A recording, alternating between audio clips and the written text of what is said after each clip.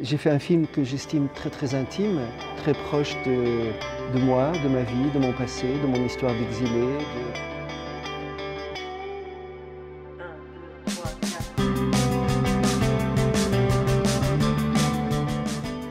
Pour moi, c'est énorme. Quand mon film est vu par des festivaliers, c'est pour ça que j'ambitionne de faire des films. C'est mon premier film. Donc voilà, je suis toujours à chaque fois étonné que le film soit sélectionné, flatté, heureux. Donc tout ça a une très grande importance pour moi. C'est du bonheur que mon film soit vu, pour mes acteurs, pour les techniciens, pour tout le monde. J'ai pas vraiment le sentiment de faire ce qu'on appelle du cinéma engagé. J'ai fait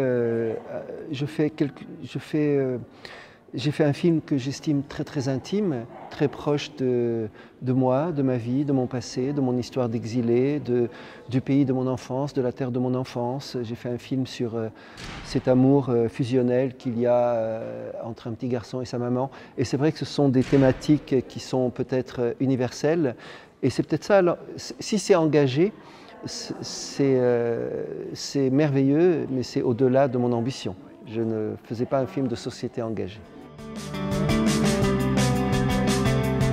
Cette question est très passionnante parce que j'ai essayé de faire un autre sujet.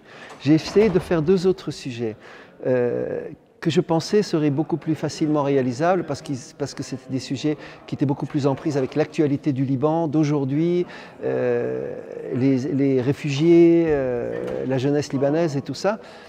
Mais ça ne m'intéressait pas. Voilà, à chaque fois j'arrêtais l'écriture pour revenir à mes hantises personnelles, à ce que j'ai vraiment profondément envie de dire, qui est que des choses qui me touchent. Ce film parle du Liban, qui est quand même ma terre natale et une terre à laquelle je suis très profondément attaché. Il parle d'une région du Liban où j'ai grandi, à laquelle je suis viscéralement attaché, organiquement attaché presque. Il parle aussi d'une société, d'une micro-société libanaise. Il parle de l'année 58, qui est la première révolution dans ce jeune pays, encore tout jeune Liban, qui aspirait à devenir un pays merveilleux.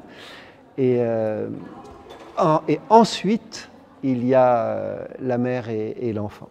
Et donc, pour répondre à votre question très précisément sur ce qui m'a intéressé, c'est que j'ai toujours été, je suis un homme, j'ai été un petit garçon, j'ai eu une maman, et je sais comme ce lien est fort. C'est très douloureux, oui, parce que quand je présentais ce film en l'état de scénario, on me renvoyait souvent « Oh, mais tu n'auras pas l'argent, c'est nostalgique, on s'en fout, on a envie de parler du Liban d'aujourd'hui. » Et j'arrivais pas à parler du Liban d'aujourd'hui. Pourtant, Dieu sait, comme je suis concerné par le Liban d'aujourd'hui, comme j'adore la modernité. On me disait ça manque de modernité. Et que j'adore la modernité, j'adore la musique électronique, j'adore le rock, j'adore la jeunesse de Beyrouth, c'est quelque chose qui m'est vraiment. Mais pour parler du Liban, j'ai trouvé que prendre du champ, déplacer mon regard sur cette période-là, où le Liban était en devenir, m'intéressait beaucoup plus que de parler du Liban tel qu'il est aujourd'hui en 2023. On ne voit que des images du Liban d'aujourd'hui en 2023 qui sont pour la plupart absolument désastreuses, parce que c'est la réalité, elle est absolument désastreuse. Avec le chef opérateur, Thomas Bataille, on a travaillé ce film. Je lui dis, il y a trois personnages dans ce film. Il y a cette héroïne, Leïla, il y a Charles, son petit garçon, et il y a la vallée. Et la vallée est à traiter à égalité dans la dramaturgie, pour moi. Et c'est vrai que il y a un film qui m'avait beaucoup, en général je ne le dis pas trop, mais bon, là je vais vous le dire puisque j'ai commencé, qui est Le Jardin des Finzi Contini, c'est-à-dire C'est vrai quand on évoque ces cinéastes absolument extraordinaires. Et c'est vrai que ce film m'avait beaucoup marqué. Et c'est le seul film dont j'ai parlé au chef opérateur. Je lui ai dit, tu vois, le jardin des Finzi Contini, je voudrais que ma vallée, toute proportion gardée et toute humilité gardée, soit le jardin du Liban, le jardin de cette famille. Parce que ce film, pour moi, raconte aussi la tragédie de cette petite terre, de ce pays qui n'a pas pris, malheureusement.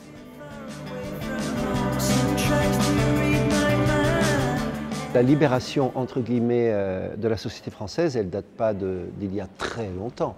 La société française était une société féodale, cruelle, patriarcale, elle l'est toujours. Mais bon, quand même, c'est beaucoup plus évolué.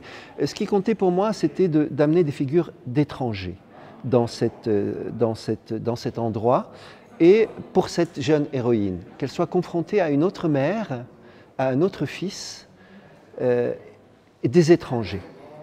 Et dans le choix de Nathalie Baye, ce qui avait beaucoup de sens pour moi, c'est que cette actrice, et j'ai eu beaucoup de chance que Nathalie Baye ait accepté ce rôle, parce que quand pour moi elle dit quel beau pays, que ce soit la parole de Nathalie Baye, qui est une Française, mais pas seulement, qui est une star, c'est-à-dire c'est le cinéma qui dit quel beau pays.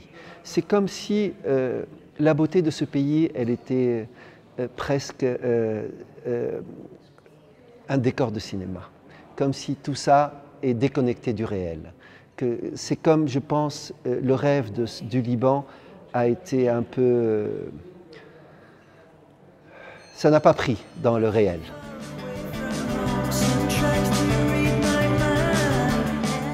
C'est très juste ce que vous dites, ça me touche parce que c'était vraiment mon souci principal. C'est-à-dire, c'est ce que je disais quand parfois j'argumentais avec certains personnages, certains acteurs. Je leur expliquais que, ou actrices d'ailleurs, je leur expliquais que ce système patriarcal est terrible pour les femmes, bien sûr, mais terrible pour les hommes aussi. Parce que tous ces hommes dans mon film, moi je les connais, hein, vraiment, chacun. C'est des hommes merveilleux pour la plupart, animés des meilleures intentions qui soient. Le mari de Laïla adore sa femme. Il l'adore, vraiment. Le père adore ses filles. Ils veulent bien faire, tout le monde. Mais tout le monde paye un prix exorbitant dans ce système patriarcal. Et encore aujourd'hui, là c'est vrai, ce qu'on met en avant, c'est l'oppression des femmes, en Iran notamment, parce que c'est le plus cruel. Mais quand il y a eu ce mouvement où des jeunes étudiants se voilaient eux-mêmes, ça j'ai trouvé ça merveilleux, parce que tout d'un coup, comme s'ils leur disaient, mais nous aussi, ça nous occupe, nous aussi, on souffre. Mais bon, ça après, le pouvoir, lâcher le pouvoir, c'est toujours très compliqué. Casting, j'ai vu beaucoup d'actrices, j'ai vu Marilyn et je dois avouer que j'ai été... c'est après, pendant le montage, que j'ai réalisé la chance que j'ai eue d'avoir une actrice aussi profonde, aussi bonne. C'est une formidable actrice, elle est merveilleuse. Je ne sais pas quoi en dire, je lui souhaite la meilleure carrière qui soit parce que c'est une grande actrice. J'espère qu'elle aura des réalisateurs et des réalisatrices qui seront à la hauteur de son talent et qu'elle pourra avoir une belle carrière d'actrice et de chanteuse puisqu'elle est chanteuse aussi. Au début, le film était du point de vue de l'enfant. D'ailleurs, le titre du film, La nuit du verre d'eau, c'est du point de vue de l'enfant.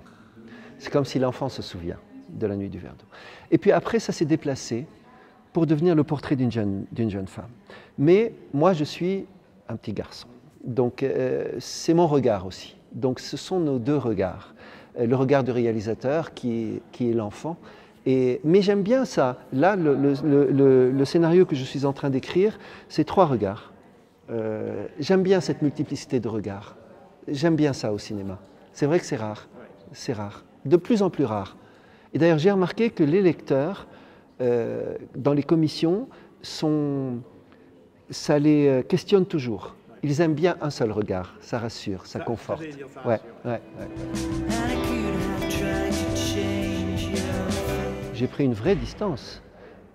j'ai pris une vraie distance, mais pas avec le désir du film. C'est-à-dire, j'ai pris une distance par rapport au sujet, mais ce film est absolument viscéral et organique pour moi. Donc il n'y a aucune distance entre moi et le film. Il y a une distance entre le sujet et le film. D'ailleurs, je suis toujours très heurté par aujourd'hui, comme on parle du sujet tout de suite d'un film. C'est toujours le sujet. De quoi ça parle? Le sujet. Et même, vous parlez des sélections de Cannes, bon, parfois elles sont merveilleuses, hein, c'est pas ça. Mais quand vous voyez les sélections dans un festival, c'est une espèce de panorama du monde. Ça parle de ça, de ça, de ça, de ça et de ça. À part quelques exceptions, toujours. Mais bon, c'est comme ça. C'est comme ça. C'est comme ça.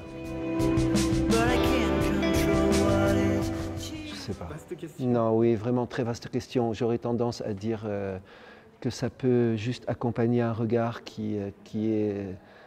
Ça peut rassurer. Moi, le cinéma me rassure beaucoup, m'apaise. Quand je vois des films que j'aime, qui me touchent, je suis apaisé. Je me sens mieux dans la vie et dans ma peau. Mais je n'ai pas le souvenir d'un film qui ait changé mon regard sur le monde. Et je n'y crois pas trop, malheureusement. Ça se saurait, hein, si un film pouvait changer quoi que ce soit. La séquence de La nuit du verre d'eau, la séquence qui donne son titre à ce film, bon, je vais peut-être pas dévoiler, mais bon, quand le petit garçon demande le verre d'eau à sa maman, c'était pas écrit comme ça. Et c'est Antoine, le petit acteur, qui ce jour-là était très en colère contre moi, pour une raison très émouvante d'ailleurs.